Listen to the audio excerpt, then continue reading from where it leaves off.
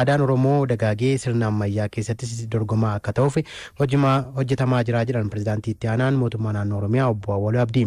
Itti gaafatamaan paartii badhaadhinaa damee Oromiyaa obbo Kaffaloo Tafarraa sirni aadaa Oromoo sadarkaa ammaarra gahuuf gatii guddaatu kaffalamee jedhan. Labsiin haaromsa aadaa Oromoos ifoomee jira. Addunyaatu isaa dabalata qaba. Addunyaa irratti sirna guddaa dimookiraasii fakkaatu kan qabu gaafa Afrikaatti sabni bal'aan Oromoo aadaa isaatti akka qaana'uu fi hin guddanne dhiibaa turan. Sirnoonni darban namoota aadaa leellisan uffatanii calaqqisiisan maqaa irra tuuluun ceemisiisaa turan. Ta'us cabee laafee hin hafne aarsaa qabsaa'otaan hardha goobanee ifaara. Inumaa sirna ta'ee ragga'aara. Barnootaan dhaloonni qaramaara. Akaakuu fi qabiyyeen kan badhaadhe aadaan Oromoo sadarkaa haaromuu irra ga'uun labsiin haaromsa gadaa Oromoo yookiin Declaration of Oromo Cultural Renaissance ifoomeera. Hooggantuun biiroo aadaa fi turizimii Oromiyaa addee Jamiilaa Simbiruu aadaan Oromoo jijjiirama dhufeen lataa dhufuun imaammata mootummaa keessatti toora xiyyeeffannoo ijoo ta'eera jedhan. Aadaan halkan tokkotti kan uumamuu fi kan badu miti kan jedhan addee Jamiilaan shaakallee dhalootatti darbaa fi aadeffatamaa akkasumas haareffamaa akka deemu muuxannoon biyyoota addunyaa akka mul'isu eeran. Aadaa Oromoos siyaasaa fi hawaasan akka uummata tajaajiluu fi haaromfamuu fi murtaa'uu dubbatan. Beekumsa xabbootti fayyadamu diinagdeen wal simsiisuu aartii Oromoo cimsuun faatii galmoota haaromsa aadaa ta'uu himan. Beekumsa bu'uura aadaa Oromootiin oomishuun akka galma guddaatti kan qabatame.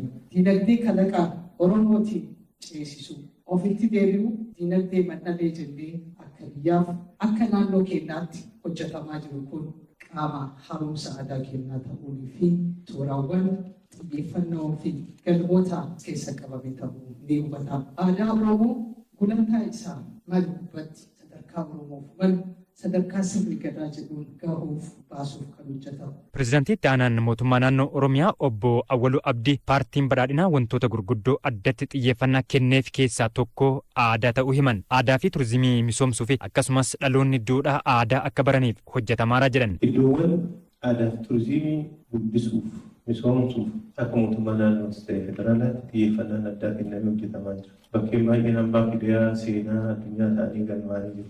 Isa kana misoomsaas jira, eegaas jira, galmeessaas jira. Barnootaa fi teekinooloojii keessatti sirna barnoota gadaa daballee jira. Sababa qabna kan tokko. Dhaloonni aadaa duudhaa jalqaba irraa ka'ee guddachuu hin qabu. Uummanni Oromoos waggaa 150 booda waan argate keessaa aadaa isaa deebifachuu fi kunuunfachuudhaas jedhan. Guyyaa aadaan itti haaromfamuu fi kunuunfamu kana arguu fi qabsoon cimaan taasifamullee eeran. Injifannoon uummanni Oromoo waggaa 150 booda argate deebisee aadaa isaa akka kunuunsu, akka barsiisu, akka itti akka hajaabaatu isa kanaaf injifannoo uummanni Oromoo argate keessaa tokko deebi'ee aadaaf duudhaatti deebi'u gahee isaa baay'ina jennee fudhachuu dandeenya. Kana gochuuf immoo yeroo ammaa kana yaadichi yaadama qabduu pireezidaantii fi yaadichi erga bu'uureffamee booda yaadni kun gabbatee sadarkaa garaagaraatti mariin geggeeffamee sadarkaa hooggansa olaanaa naannootitti sadarkaa garaagaraatti erga mari'atamee gabbifamee booda har'amoo sagantaa ifoomsi aadaa Oromoo irra geennee jira jechuudha. Itti gaafatamaan waajjira paartii badhaadhinaa damee Oromiyaa obbo Kaffaloo Tafarraa uummanni Oromoo sirnoota faallaasaa qabsaa'an falmee injifatee sirna aadaa isaa cimsuu bu'uureffateera jedhan. Haaromsi aadaa keenya hawaasummaa fi diinagdee dorgomaa taasisuu fi akka gargaaru himan. Haaromsi aadaa uummanni tokko uummata akka biyyaattis akka idila addunyaattis uummata dorgomaa akka ta'u waan nu taasisudha. Namoonni sadarkaan jiran guddinaa fi dagaagina aadaa fi hojii guyyuu godhachuu akka qabanis dhaaman. Abbootiin amantaas uummanni keenya fi hojjettoonni mootummaa sadarkaadhaan jirtan dhimma haaromsa aadaa dhimma guddina aadaa kana qaama karoora keenyaa godhannee faayidaa waloo uummata keenyaa akka dhugoomsinu carraa kanaan yaamicha dabarsuun barbaada. Itti humneerraa dhaggeeffattoota keenya ajandaa galgala kanaa fi irratti xiyyeeffannurraa geenyee jirra. Jalqaba irratti miidhaan daa'imman irratti raawwatamu ittisuu fi hawaasa hirmaachisuun qindoominaan hojjetamaa jira jedhamee godina Arsiitti miidhaa fi yakkoota daa'imman irratti raawwatamu ittisuu fi kophaatti dhaddachaa dubartootaa fi daa'immanii hundeessuun hojjechaa jiraachuu manni murtii olaanaa godina Arsii beeksisee jira. Alamuu Fallaqaa bal'ina dukana qindeesseera. Daa'imman qaamolee hawaasaa kunuunsaa fi deeggarsa guddaa barbaadanidha. Abdii egeree biyyaa fi bu'uura maatii kan ta'an daa'imman maatii isaan guddisuun qofa osoo hin taane hawaasa hundarraa kunuunsaa fi deeggarsa barbaadu. Yeroo tokko tokko sababoota hin beekamneen yakki xinnaarraa hanga yakkoota gugurdaa suukaneessaa ta'an irratti raawwatamu. Adde Masarat Turrisaa waajjira fayyaa magaalaa Asallaatti ogeettii dhimma dubartootaa fi daa'immaniiti. Daa'imman yakkoota garagaraan yoo miidhaman kallattiidhaan isaan bira akka dhufan kaasuun yakkoonni daa'ima irratti raawwatamu baay'een isaanii miseensuma maatiitiini jedhu. Yeroo baay'ee raawwatu nama dhiyootiin abbaa ta'uu danda'a, abbaa biddeenaa ta'uu danda'a, obboleessa ta'uu danda'a, ollaa ta'uu danda'a. Yakki daa'ima irratti raawwatamu kallattii kamiinuu hawaasa miidhaa kan jedhan Aadde Masarat isaanis deeggarsa barbaachisu taasisuun cinaatti ragaa kuusuun qaamolee haqaa dhimma kana irratti hojjetaniif akka kennan dubbatu.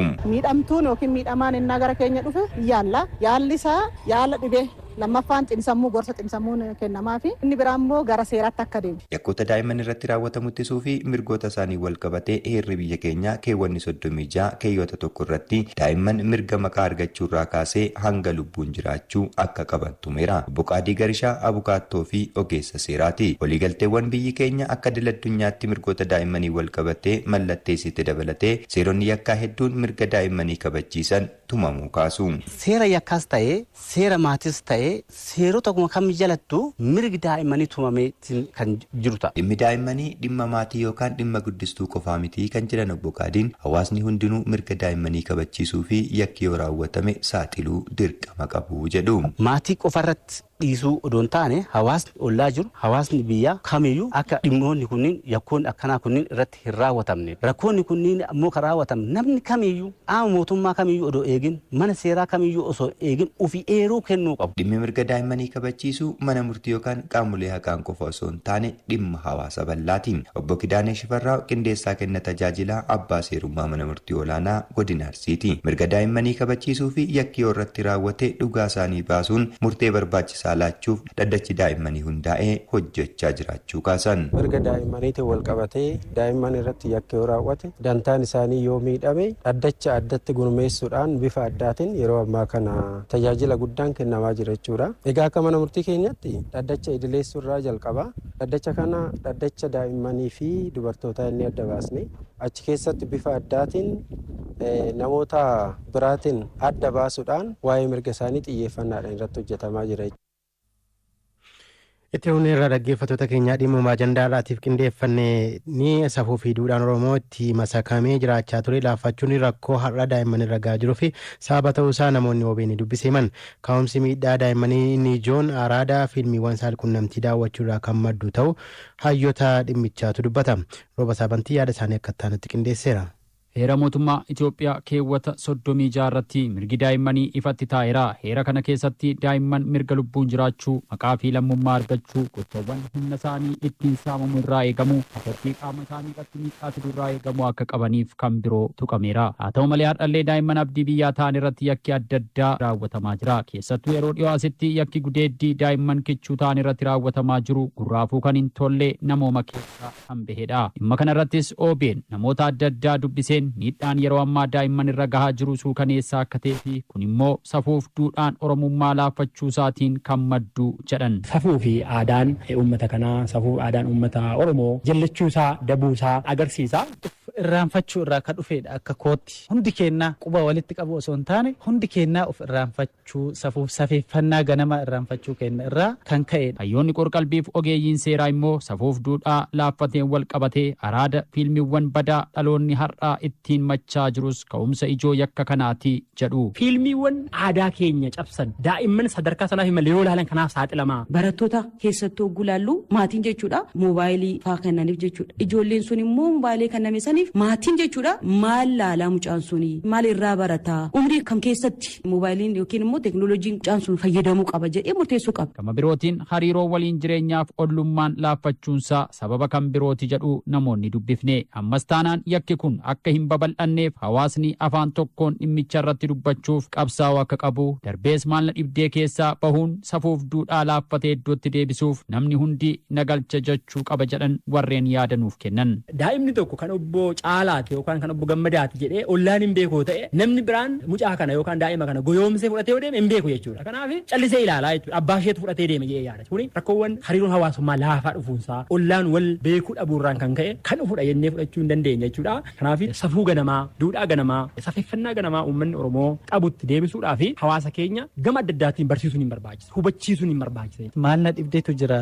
Maalna dhibdeen kun gara kallattii hin taaneen waan baay'ee irratti dhiibbaa fidaa kan inni jirudha. Hawaasni mirgoota daa'immanii irratti hubannoo akka argatuu fi hojiitti akka hiikuu hojjetamuu akka qabu yakkoonni kun akka hin raawwanneef dursee eeruu kennuun darbees ragaa bahuun hojii seeraa tumsuun murteessaa akka ta'es ni dubbatu. Jalqaba irratti maatiin ijoollee isaaniif yookiin dubartootaaf eegumsa guddaa godhuu qabanii jeetii yaada jechuudha. Lammaffaa irratti immoo maatirraan aansee ka jiru hawaasa. Hawaasni dubartootaaf daa'imman irratti eegumsa guddaa gochuu qaba. Hawaasni yakka kana yeroo raawwatamu waa mallattoolee adda addaa yoo argan eeruu kennu dirqama isaati jechuudha. Hawaasni eeruu kennu ragaa bahuu irrattis shoora guddaa qaba kennuus qaba jeetii yaada. Hawaasni sa'aatii sanitti maal na dhibdeedhaan bira taroo osoo hin taane yookiin ebaluun kun fira kiyya nama kiyya maan naan jedhaa osoo hin taane wanti sun hin raawwatamin dursee yoo saaxilame gaarii ta'a jechuudha. Maaliif namnis irraa barata kanaaf illee irraa barata. Kuni dhimma hayyoonni sirna gadaa abbootiin amantaa irratti yaaduu qaban jedhee yaada. Keessattuu manneen amantaa keessatti bakkee waaqeffannaatti waan kana himuun balaa wanti kun fidu barsiisuun akka irraa deebi'an gochuun barbaachisaadha jechuu barbaadeen. Namni kamuu Oromoon kamuu maal gochuu qabaa? Dhimma safuu safeeffannaa namaa cabsu yoo arge rakkoon sun ka isaati jechuu osoo hin taane rakkoon sun kiyya jedhee battalatti rakkinichi saniif fala kaa'uuf xiyyeeffannoo kennee hojjechuu qaba. Safuu keenyaan duritti bullaa ilma abbaa haa beeku, firaa haa beeku, jaarsaa haa beeku, hiriyaa abbaa haa beeku, hangafa haa beeku, waan namni jedhe haa dhaga'u. Yakkoota suukaneessaa daa'imman irratti raawwataman ilaalchisuun adabbiin kennamu sirnaan hojiirra ooluu akka qabu akkasumas yaadama aadaaf duudhaatiin tumaan miidhaa dubartootaaf daa'imman irra ga'u hambisuu irratti xiyyeeffate kanneen gumii abbootii gadaan tumaman sirnaan hojiirra akka oolan gochuun yakka kana hambisuuf gahee akka qaban akeeku.